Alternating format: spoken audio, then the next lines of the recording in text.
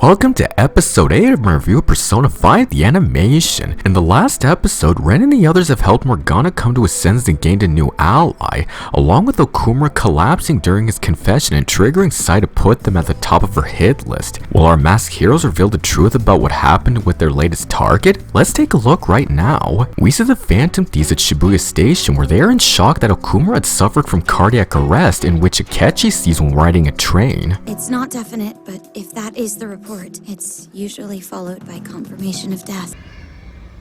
Uh-oh! I have to ask, are we responsible? What? Why would you be thinking that?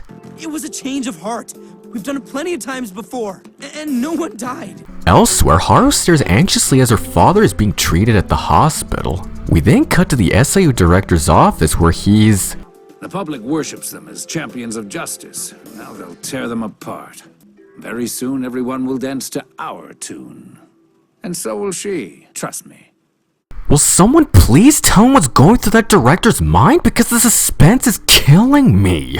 You and me both. We then see investigators at Shujin as well as Haru's home, in which Sai is of course leading them, and one of them reveals that something was found in the principal's office.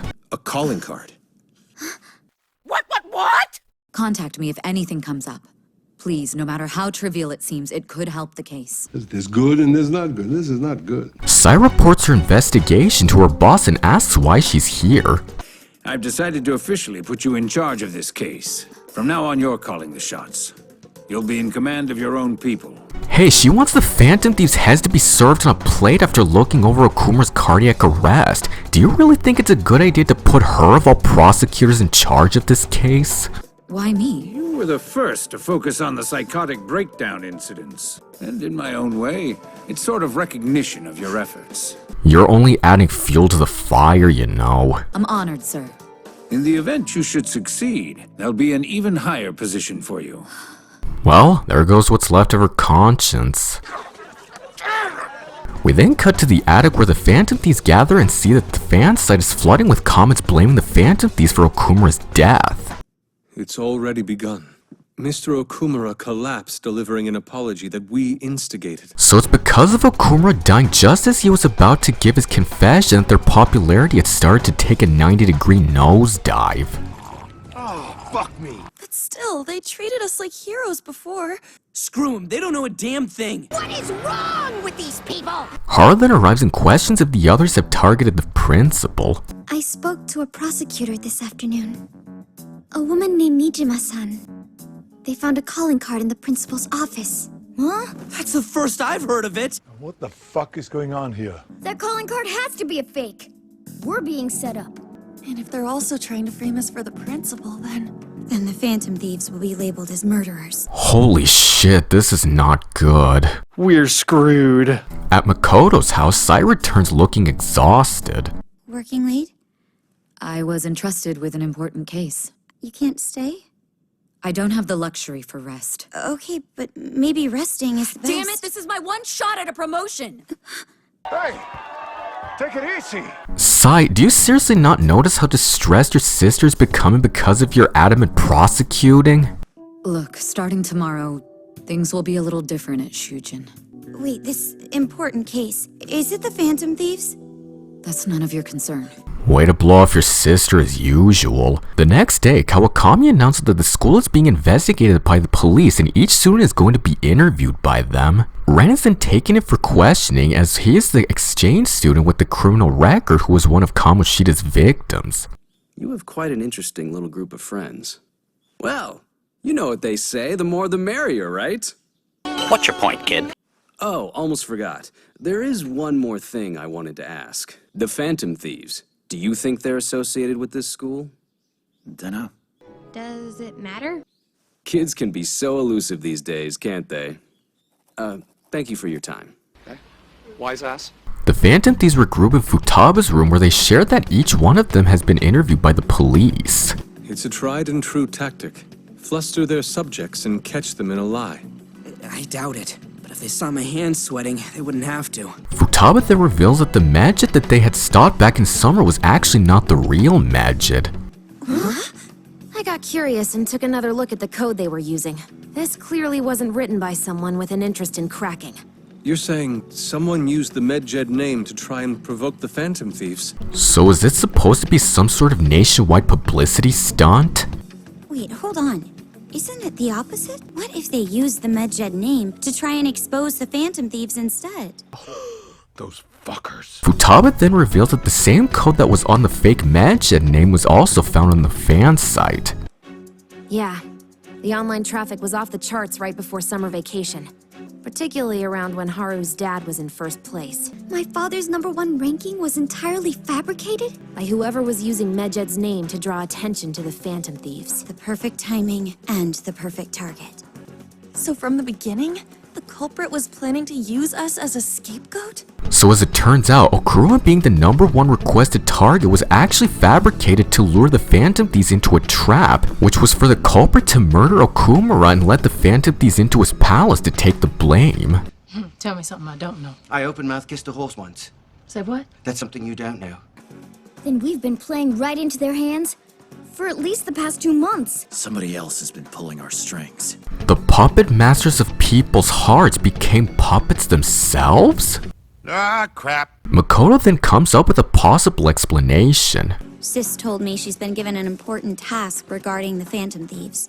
They're making their move. Questioning us today must be part of it. Makoto, are you actually suggesting that your own sister purposely planned for Okumura to die just so she can get the job she's wanted and arrest all of you personally? If they're getting involved, we're definitely screwed.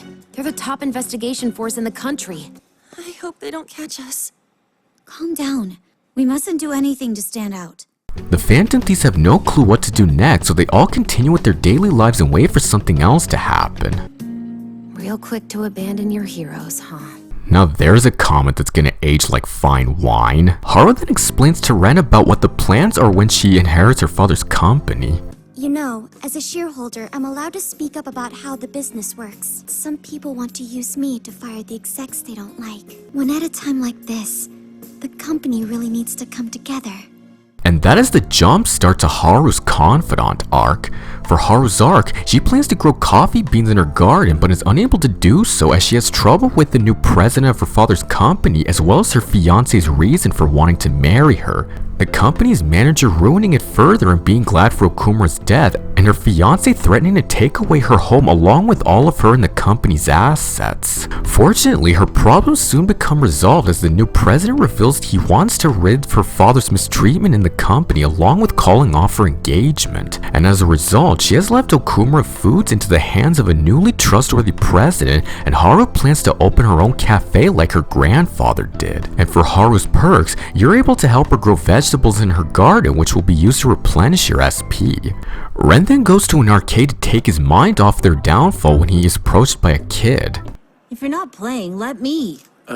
Sure. That kid is awesome!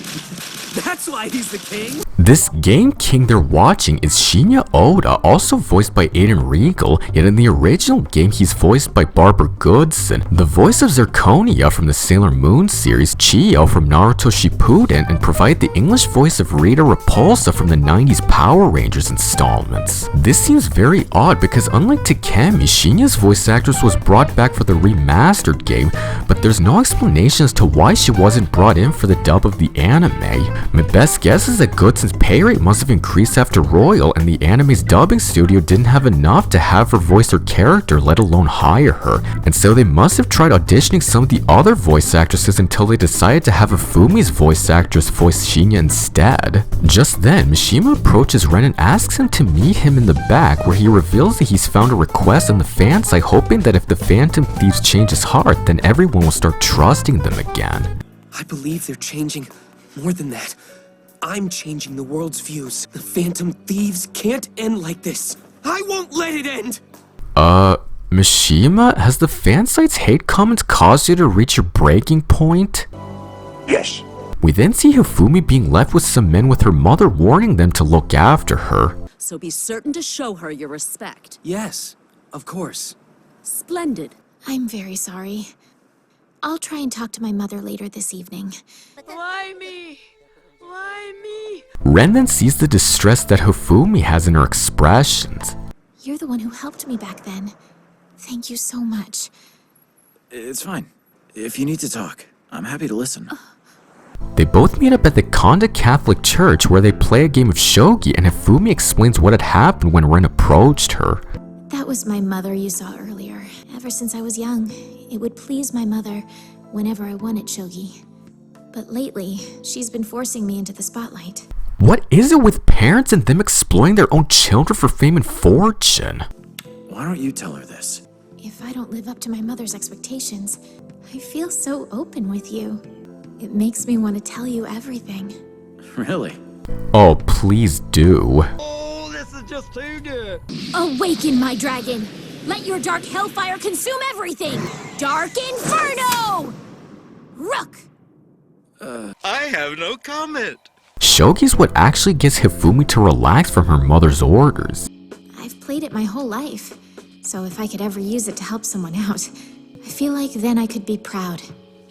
Proud of myself. And that talk is the start of Hifumi's confidant arc. For Hifumi's arc, she has to deal with fame and fortune from being a star shogi player, and the reason for being such is because of her mother, who used to be a TV announcer but had to quit to take care of her sick father. However, she wishes to be a normal person and not be a burden to her parents. But soon her mother confesses she sent a magazine a scandalous story about her, along with her confessing her matches were rigged, and thus she decided to forfeit her match and leave her shogi association. And for Hifumi's perks, you're able to swap out party members mid-battle, give your teammates a chance to do a follow-up attack after downing an enemy, give you a chance to escape a battle even when surrounded by enemies, earn double the amount of money you earn after winning a battle in one turn after successfully ambushing an enemy, reducing your turn wait to instantly escape a battle, and swap out teammates anytime during their turn. The next day, Ann asks Ren to meet her after school, where he's happy to see Shiho is back and had fully recovered.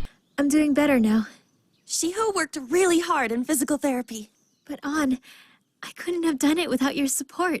But it still doesn't change what happened. It's true, you can't change what happened to you in the past, but you can change what will happen to you in the future. Ann also reveals that Shiho will be transferring to another school. They meet back at the rooftop where Shiho reminisces about what she had done when she previously came up here.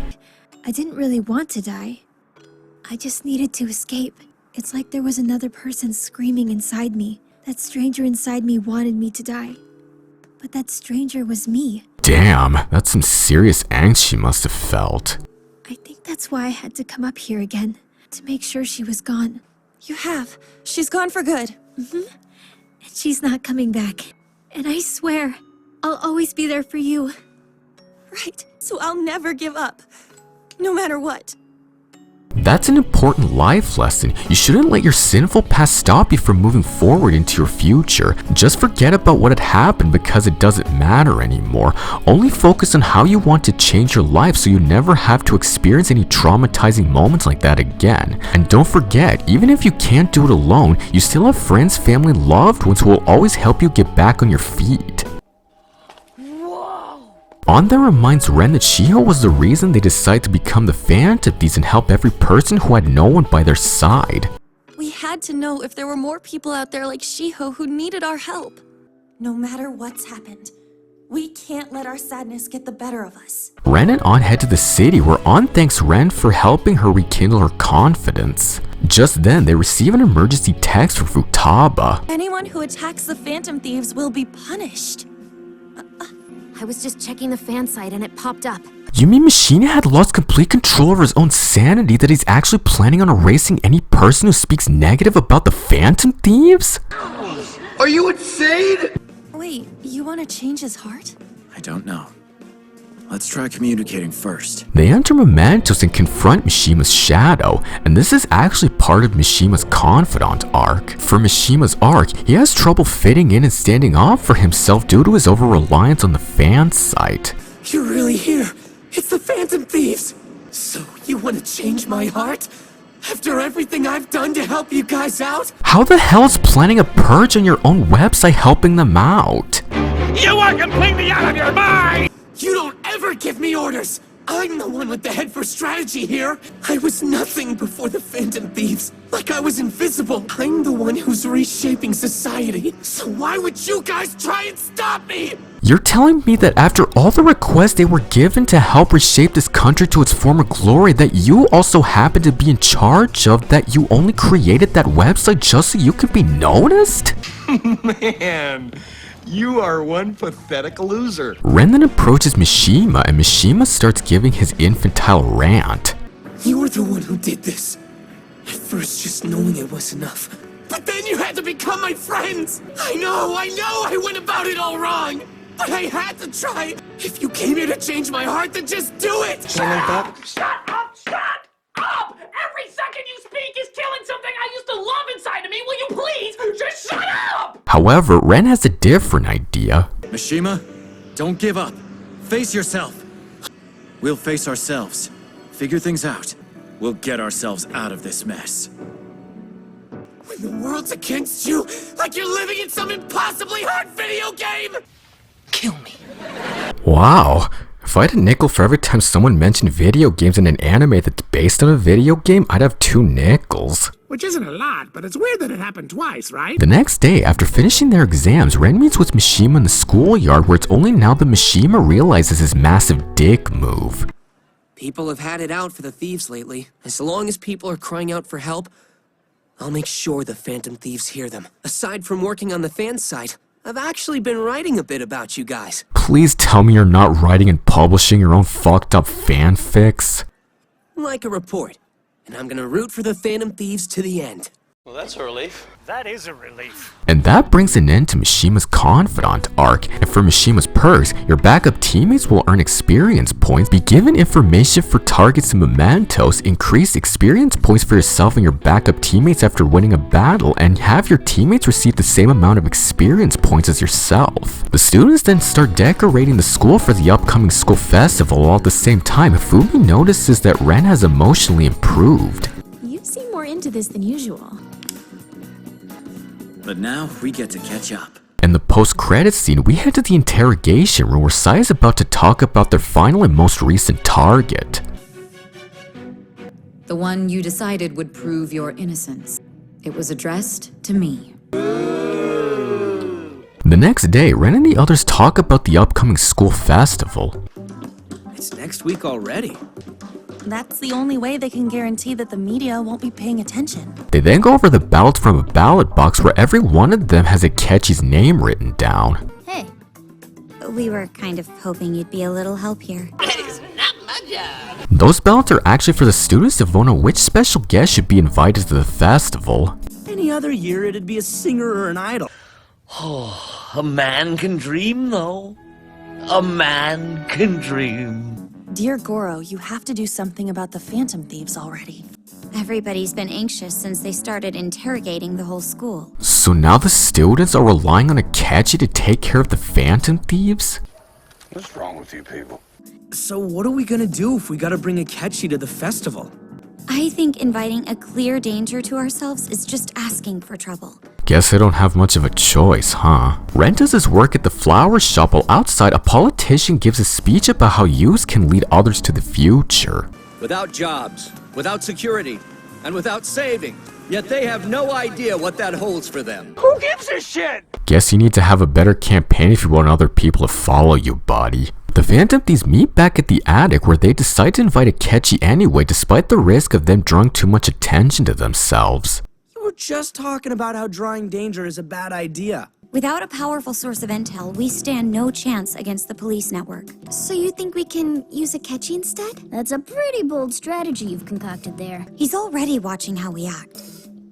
We can take advantage of that. But the question is it a good idea and will it work?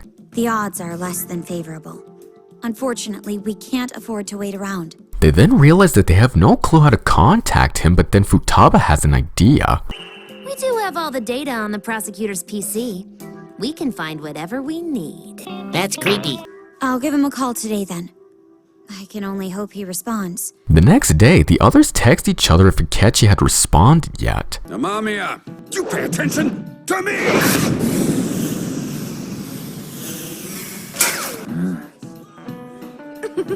Damn, Ren, are you a part-time ninja or something? Ren then returns to the blonde and is surprised to see Akechi with a smile on his face.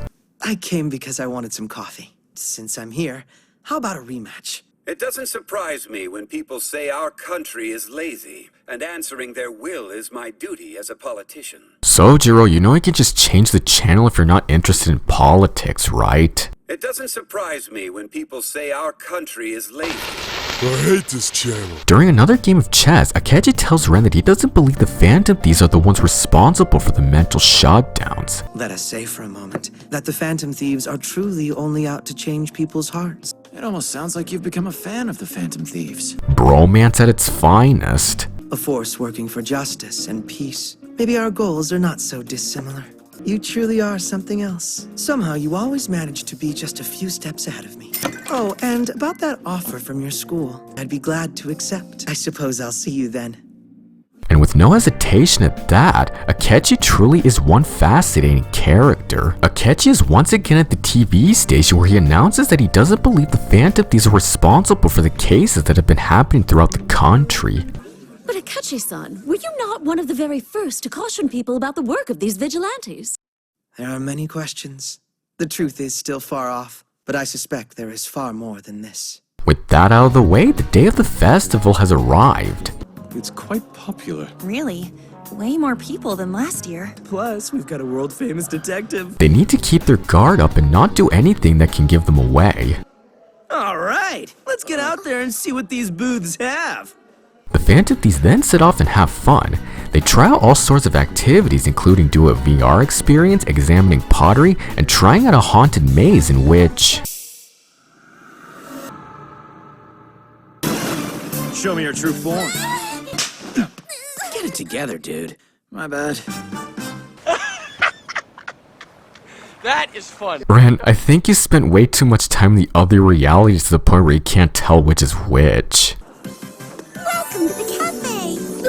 Ugh, must be so nice to be young. Kawakami, you have no idea how many older woman fantasies there are, so it's best if you hold your tongue on that. The Phantom Thieves sit at a table where they are concerned of what Akechi will say about them once he arrives. People are talking all over, spreading rumors of the Phantom Thieves. They're talking about the Phantom Thieves, and Akechi is prepared to speak to a sellout crowd. Even I can find no art in this irony. Russian takoyaki straight from the griddle. I'm pretty sure we all heard the microwave. Futaba, that's a lot coming from you considering you always carry those headphones everywhere. Just then, Akechi approaches the group. Your panel isn't actually until tomorrow. Can't leave any room for mistakes. Not with a crowd this size. He then states that he's feeling hungry when he sees... Actually, delicate flavor. My throat. All it knows is agony. I'm good. Totally fine, I promise you. I just love spicy food. Akechi, your grimacing isn't helping you from embarrassing yourself any further. Anyway, I think it's time to head home. See you all tomorrow. That's the people's beloved detective. He is surprisingly dumb. And he's supposed to be their biggest obstacle? What a joke. Later, Ren makes his way through Shibuya when he comes across the politician who was giving his speech the previous day. Not anymore. Not strictly speaking. All I do is make speeches. This former politician is Torinosuke Yoshida, voiced by William Salyers, best known as the current voice of Dr. Octopus from the Spider-Man video games, Mordin Solus from Mass Effect 3, and Rigby from Regular Show. Yoshida offers Ren to help him with his speeches at the station. I hope you'll come and listen if you feel inclined. Farewell. Ren has then formed a bond with Yoshida, who possesses the Sun Arcana. We see Akechi making his appearance at the panel. Good afternoon. My name is Akechi. Thank you for coming. Suffice to say, it doesn't have a great way to start off. Hey, I have a question. Did the Phantom Thieves off our principal or what? What is your problem? You insensitive asshole! Akechi then gives his opinion on whether or not the Phantom Thieves were the ones who murdered the principal. As to your other question, I never believed the Phantom Thieves murdered anyone. So I ask, how are you so certain they haven't committed murder? I thought I was in court. You're quite the prosecutor. My apologies. I've taken quite an interest in these cases. Guess the apple doesn't fall far from the judicial branch. Akechi then spills that he might have a clue on who exactly these masked heroes are. Indeed. I've drawn some conclusions about their identities. Akechi-san, who do you believe are the Phantom Thieves? In my humble opinion. Oh no! Oh no! Oh no! Oh no! Oh no! Oh yeah! So sorry, that's me. It's important that I take this. Wow, saved by the ringtone. Safe and sound. Is there an empty room I could borrow? You should come too. And be sure to bring your friends. God damn it! Looks like their opponent is not as unprepared as they hoped. Akechi then meets the others in the PE faculty office where he presents... That's outside Okumura Foods! I have the video if you like. Let us not feign ignorance. That's right, Akechi figured out that the students standing in front of him are the masked heroes he and Sai have been investigating. Oh, what? Akechi also reveals that not only did he figure out their identities, but he too has entered the metaverse, and what's more, he also confesses that he knows about the one with the black mask and his encounter with him caused him to awaken his own persona. The man in the black mask. I can't believe it's true. Akechi states that this black masked figure is the one behind the mental shutdowns and is the one who framed the Phantom Thieves. They'll arrest you if they can. No way in hell they're gonna take me without a fight! Our enemies stand prepared. They've been building up to this. It's a hard case to fight. Akechi then decides to make a deal to let him help the Phantom Thieves clear their name. Should we decline? Then I must inform the police and share these images with them. But I can't stop what's coming, and neither can all of you. Although about the panel, after all, you only agreed to invite me because you were hoping for intel. You saw straight through us. Damn you, Akechi. Detective. Sort of comes with the territory. The panel resumes and Akechi decides to end his presentation early. An emergency came up. As it stands, I'll have to end my presentation here. That bastard had us eating out of the palm of his hand! All we can do now is think and decide. Elsewhere, Sai meets with her boss where she states that she had found no evidence to track down the Phantom Thieves. Troubling news. Without solid results, my superiors will not be pleased. Just 1 month. Very well then. I won't be able to give you cover for any more than that. Understood, Director. What's wrong with her now? The Phantom Thieves notice that they have now become wanted criminals with a 30 million yen bounty over their heads. Are they freaking kidding? We're not supervillains! They're finally starting to treat us like actual criminals. The police are here. Between a rock and a hard place, what the hell do we do? We are totally fucked. Akechi then contacts Makoto and asks if they will accept his deal. You want our answer? Come by this evening and we'll hear everything you have to say. We'll see you then. Akechi, you better be serious about this deal. They all meet back at LeBlanc where they're all worried about getting arrested. Akechi then starts to explain that he has discovered that Sai has a palace of her own. All we need to do is infiltrate. You already suspected as much before. Given Sai-san's current state, she'll consider fabricating evidence. It's possible someone completely innocent could be framed. What has this judicial system been reduced to? If Okumura's murderer discovers she's the lead in the investigation, I think you know what would happen. Oh no, don't say it! Don't say it! The Black Mask will be eager to take her life. He said it. Yep!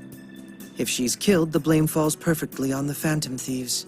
They discuss that if they change Sai's heart, then she may be able to call off the investigation, which will give them the chance to track down the Black Mask murderer and reignite their spark of justice. So once this real culprit is arrested, you'll want us to announce our disbandment. It is a well-thought-out plan, and provides a safe path once we clear this palace. God, I hope this works. Why are you doing this? Why are you looking for this justice? There is an adult. My contempt for him is the only thing that drives my justice. Nothing but a grudge. Absurd and personal, but mine. Backstory, perhaps? With that, the deal is set and it's time for the Phantom Thieves to prepare for their next heist. It's all settled then.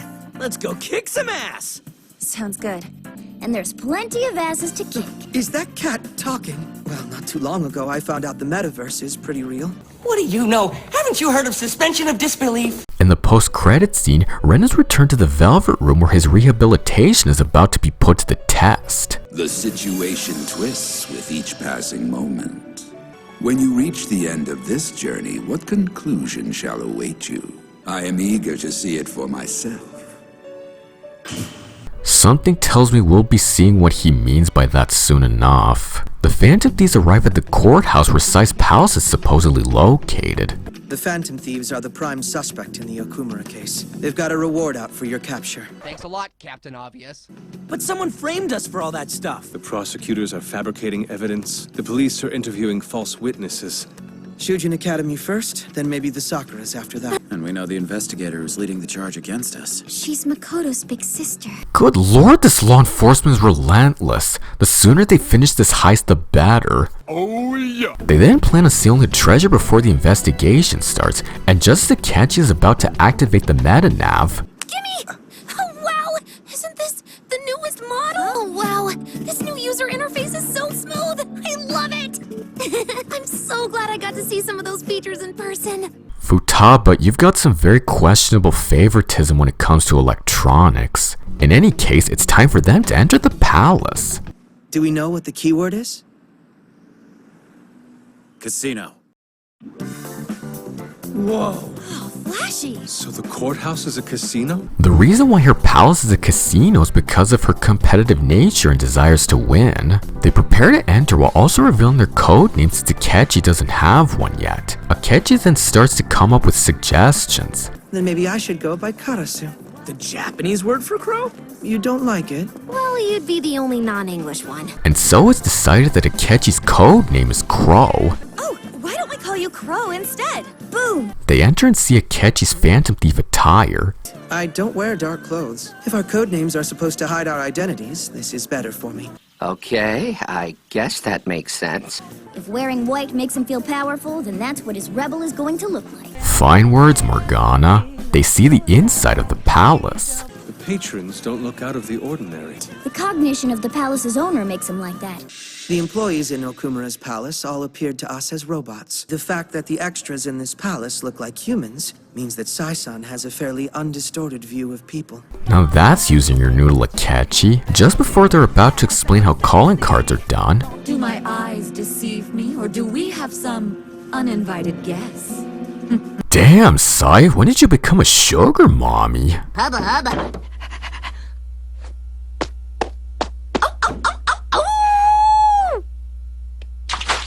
But in all seriousness, Sai sees herself as the casino's manager and states that they have no hope of beating her at any of her games. So what now? You'll find the treasure in the manager's area, located on the highest floor.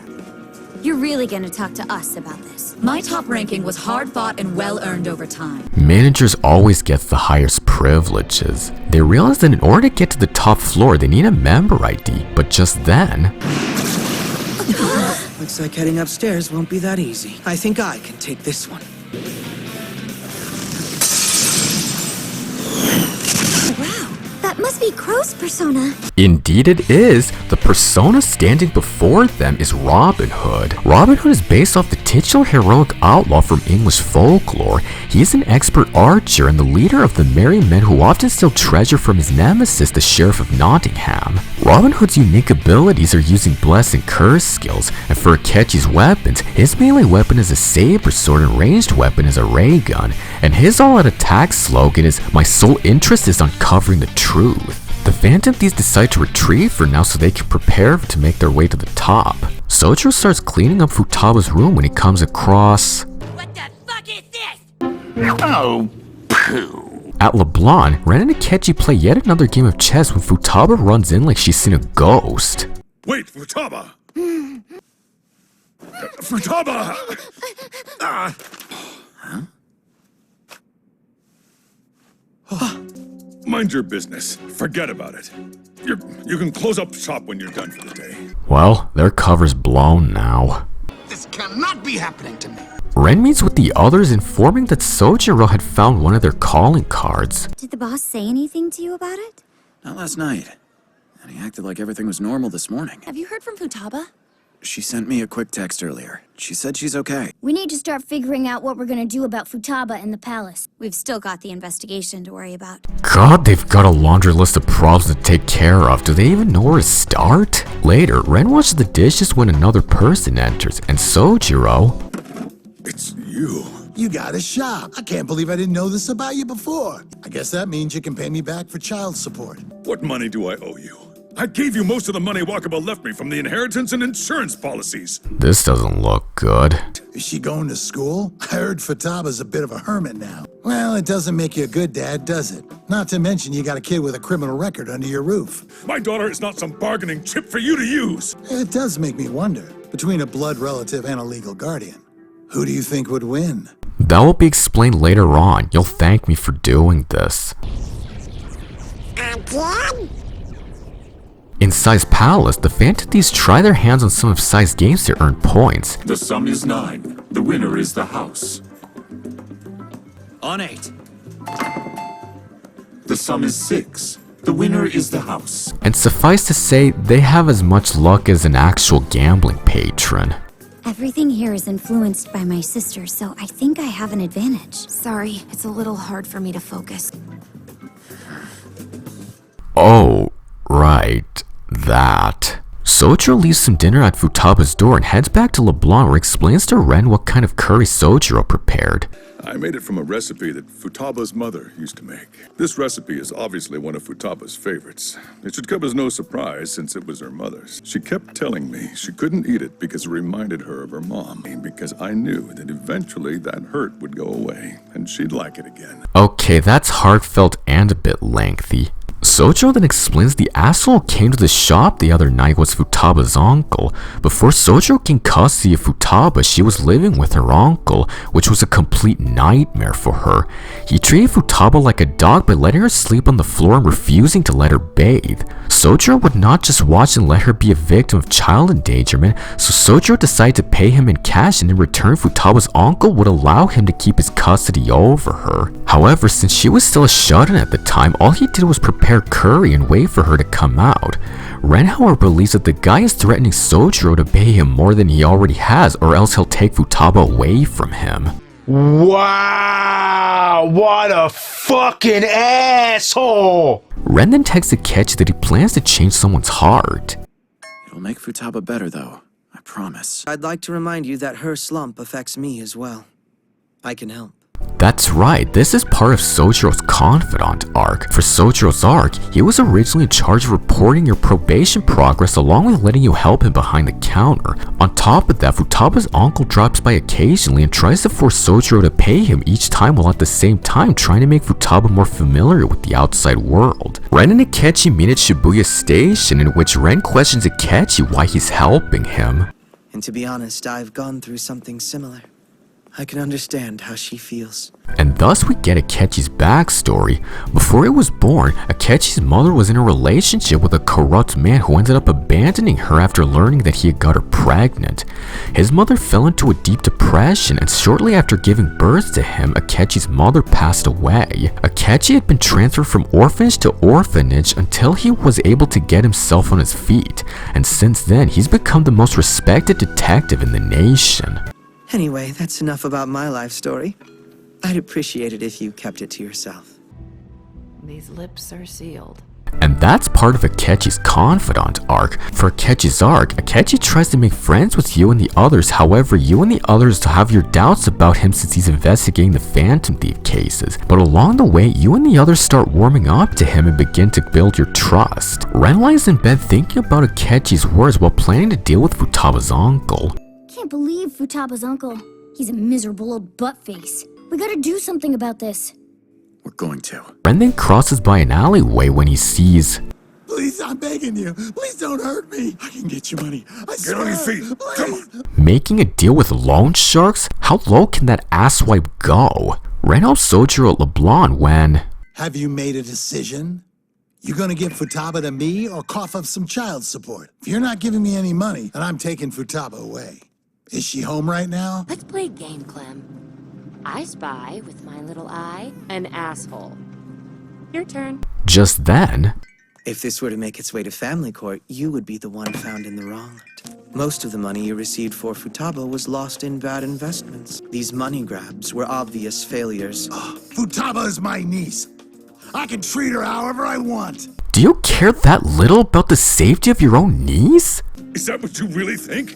I am not giving you another damn penny, do you hear me? No wonder you two never got along. He always knew there was something off about you, and now we know what it was. You're a psycho! You did this! Your little prison escapee shot me! This is embarrassing. You're just throwing a tantrum. I'm suing! Remember this day! This is where it ended for all of you! You have to admit, that is kind of pathetic. The next day, social workers enter LeBlanc investigating the alleged assault on Futaba's uncle. It states that this boy became violent the other day. That's a lie. The kid didn't touch him. That guy fell on his ass like an idiot. See, the thing is, in the original game, you were able to change his heart. However, that doesn't matter since he had already filed the charges prior. Brilliant. The social workers question if Sojiro had been treating Ren and Futaba well. Are you certain you've been supervising him properly? Futaba is not currently enrolled in school, is that correct? Do you feel as though you're giving her adequate enough care as her guardian? I mean... Sojiro, say something, will ya? Futaba waits in the room where Ghana warns her about Sojiro's predicament. If you have done anything specific to try and improve the situation for Futaba, please tell us. Ren then decides to give his testimony. He made curry. A lot of it. Oh, idiot. And that's it? He made curry? Hold on! Futaba, just in time. Futaba then gives her testimony about Sojiro. I went through so many houses, so many families until I came here. But everyone stuck by me. Everyone helped me get better. I am not afraid anymore. I want to stay right here. I'm happy. I don't want to live anywhere else except with my dad. Spoken like a true daughter. Are you crying? Of course not. It's liquid pride. Do you feel like this is a bad environment to be in? Definitely not. And with that, the charges against Sojiro have been dropped and Sojiro is allowed to keep his custody over Futaba. We did it, Sojiro! Yes, we did. Oh, right. By the way, do I get to know what this is about? Looks like they don't have a choice. Futaba explains to Sojiro that she didn't leave her room out of her own will. She personally asked the Phantom Thieves to steal her heart in order to help Sojiro with his domestic abuse charges. Do you mean to tell me I've had a Phantom Thief in here the whole time? Well, If you want to hide something from me, you gotta do a better job. A girl who was terrified of going outside is suddenly taking trips out to the beach. I didn't start getting suspicious until I saw how quickly the two of you became friends. You're taking this remarkably well. Don't worry about it, kid. As long as you're here, your secret's safe with me. Sojiro, you are full of surprises, and I'm not talking about what you put in your curry and coffee. The next day, Sojiro informs Ren that he received a call from Futaba's uncle telling him he's dropping his charges. Here, take this. You two are the only ones I ever see using it anyway. Just try and be careful out there. I'll be back. And with that, Sojiro's confidant arc is complete. And for Sojiro's perks, you're able to make coffee and curry that will moderately or greatly replenish your SP when you enter the metaverse. Later that night, Akechi returns to LeBlanc where he's relieved the battle for Futaba's custody is settled and that they still have the palace to worry about. Checkmate. Looks like I win again. You're getting a lot better. That was closer than our other games. But just then... No. You keep it. I'll beat you next time. All right, then. This is a mark of your word. Those two certainly are a very unique duo. The Phantom Thieves ran to the palace and have finally found a way to win the points they need. Congratulations. 50,200. Yes, over 50,000 in one roll! Getting that member ID won't be a problem. That's our oracle. In the original game, you need to navigate your way through the palace to find machines that are the source of the rigged challenges. And once you have enough, you'll be able to turn them in at the counter to move to the next floor. In the post-credit scene, Saira feels that someone had ratted all of them out to the cops. Look, we don't have a whole lot of time left. Do you understand why I'm asking? All of you were betrayed. What the shit? And that brings us to the end of part 8. We're getting very close to getting all the information for what's to come next. And what's more, we're told that there is a traitor among them. This truly seems to be one heist to keep us on our toes. I feel my bond with this series is growing deeper.